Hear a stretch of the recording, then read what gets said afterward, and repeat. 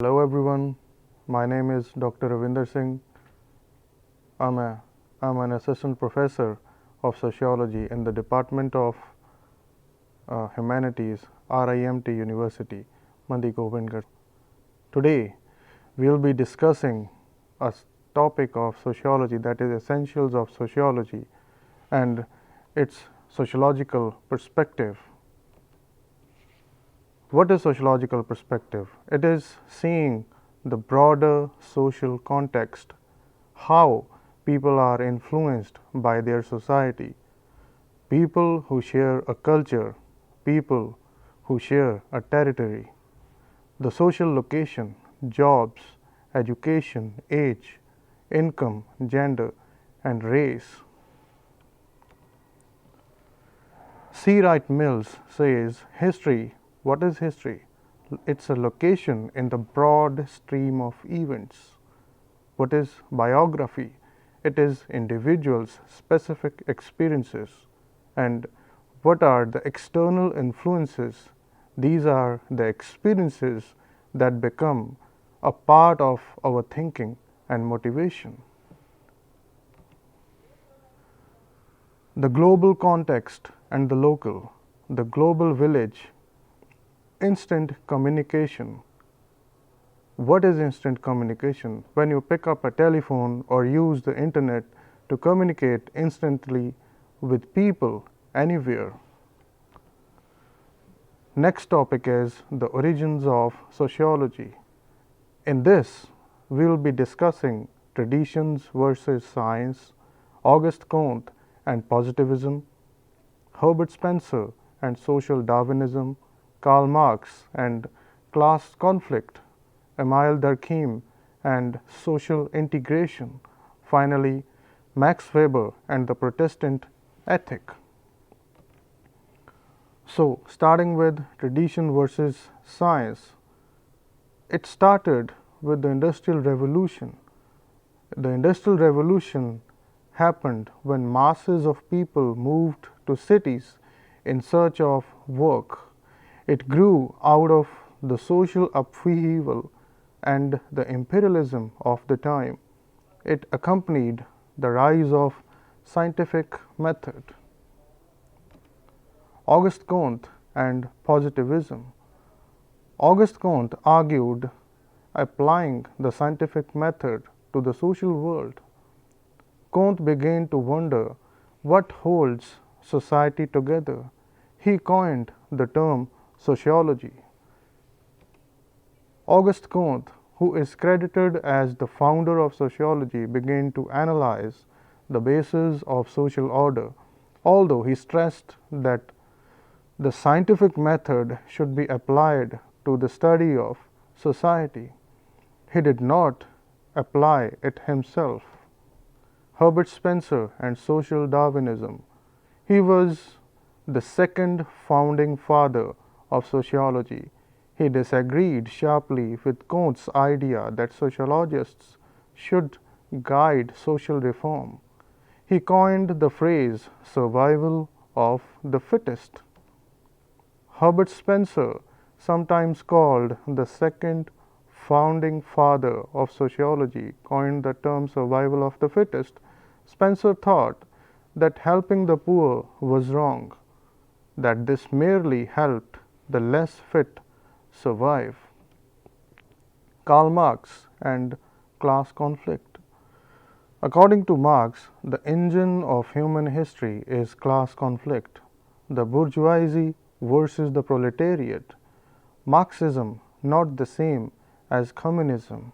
It has its differences with communism. Marx introduced the conflict theory.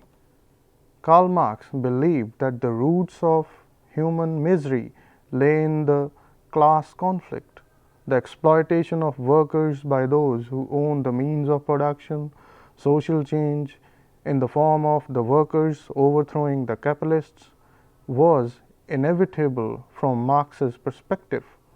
Although Marx did not consider himself a sociologist, his ideas have influenced many sociologists, particularly conflict theorists.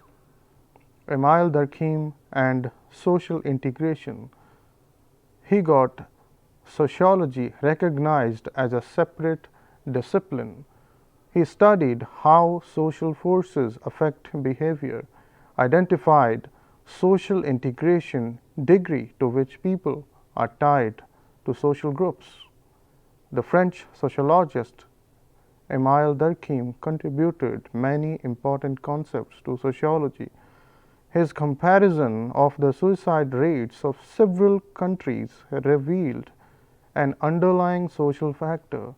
People are more likely to commit suicide if their ties to others in their communities are weak. Durkheim's identification of the key role of social integration in social life remains central to sociology even today. Durkheim believed that modern societies produce feelings of isolation, much of which come from the division of labor. In contrast, members of traditional societies who work alongside family and neighbors and participate in similar activities experience a high degree of social integration. The bottom photo shows nomads in Mongolia as they shear cashmere of their goats. Max Weber and the Protestant Ethic, Religion and the Origin of Capitalism. He disagreed with Marx's claim that economics is the central force in social change, said that a role belongs to religion. Religion is the central force in social change. Protestant ethic and the spirit of capitalism was the theory propounded by Max Weber. Max Weber was another early sociologist who left a profound impression on sociology. He used cross-cultural and historical materials to trace the causes of social change and to determine how social groups affect people's orientations to life. Next is women in early sociology. Attitudes of the time, they were very different towards women and towards women who were practicing the discipline of sociology. Those attitudes, they were very harsh. 1800s sex roles were rigidly defined. Very few people were educated beyond basics. Harriet Martineau published Society in America even before Durkheim and Weber were born. But her work was ignored. Interested in social reform, Harriet Martineau turned to sociology, where she discovered the writing of Comte. She became an advocate for the abolition of slavery, traveled widely, and wrote extensive analysis of social life. Jane Addams, a recipient of the Nobel Prize for Peace, worked on behalf of poor immigrants. With Ellen G. Starr, she founded Hull House, a center to help immigrants in Chicago.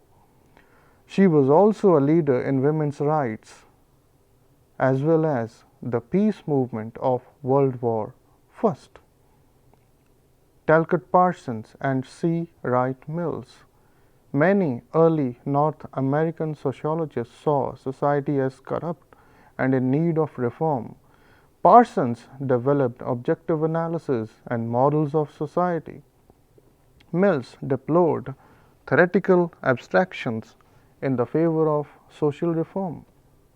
C. Wright Mills was a controversial figure in sociology because of his analysis of the role of the power elite in the US society. Today, his analysis is taken for granted by many sociologists and members of the public. The continuing tension between basic, applied, and public sociology.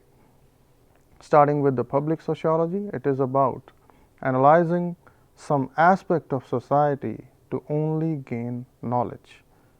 On the other hand, applied sociology, it is using sociology to solve problems. Public sociology is using the sociological perspective for the benefit of the public. Social reform, it's very risky. Disrupting the status quo can be challenging. There are some theoretical perspectives in sociology which are paramount among others. Number one is symbolic interactionism. Number two is structuralism. Number three is functionalism. And finally, the conflict theory. Starting with symbolic interactionism, how people use symbols in everyday life. Applying symbolic interactionism, changing means of symbols affects expectations, the meaning of marriage, the meaning of divorce, the meaning of parenthood, the meaning of love, the meaning of day-to-day interactions. That's what symbolic interactionism is all about.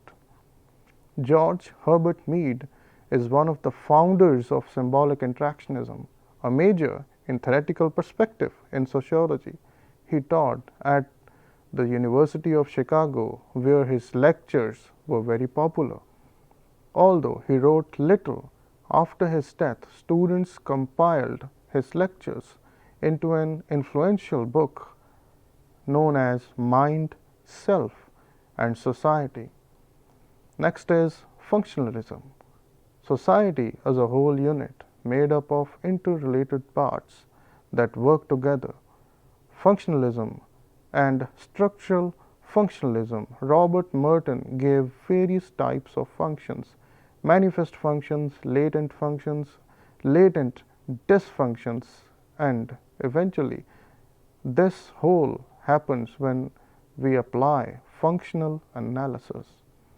Robert K. Merton, who spent most of his academic career at Columbia University, was a major proponent of functionalism, one of the main theoretical perspectives in sociology. Next theoretical perspective is conflict theory. Karl Marx was the main proponent of this theory. He gave the conflict theory. Conflict theory is even popular today after so many years of Marx's demise. Feminists and conflict theory, they have their own relationship and understanding to cater. Applying conflict theory is the most prominent research field even today.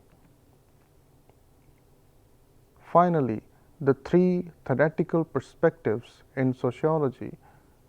Number one is symbolic interactionism. This is the micro-sociological. It examines small-scale patterns of social interaction. Its focus of analysis is face-to-face interaction, how people use symbols to create social life.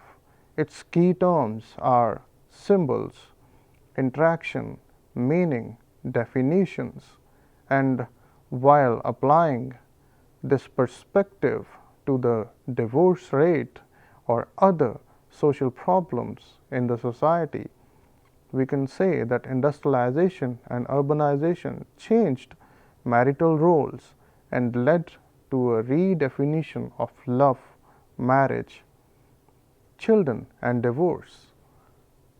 Functional analysis, also called functionalism, and structural functionalism, micro-sociological in nature. It examines large-scale patterns of society, relationships among the parts of society, how parts are functional, have beneficial consequences, or dysfunctional or have negative consequences are some of the focus of its analysis. Its key terms are structure, functions, manifest and latent, both, dysfunctions and equilibrium. When we apply this perspective to the problems in society, we can say as social change erodes the traditional functions of family, family ties weaken and the divorce rate increases. Finally, the conflict theory. The usual level of analysis is macro-sociological, and it examines large-scale patterns of society. Its focus of analysis is the struggle for scarce resources by groups in a society, how elites use their power to control the weaker groups, and some of its key terms are inequality, power, conflict, competition, and exploitation. And when we apply this perspective to the study of social problems, we can say that when men control economic life, the divorce rate is low because women find few alternatives to a bad marriage. The high divorce rate reflects a shift in the balance of power between men and women. So, while concluding today's lecture, I would say that the sociological perspective is looking at the society from a broader perspective. In today's lecture, we talked about various perspectives and all the concepts related to sociology, which are fundamental in nature. With this, I am going to wrap up this session. Thank you for your patience hearing.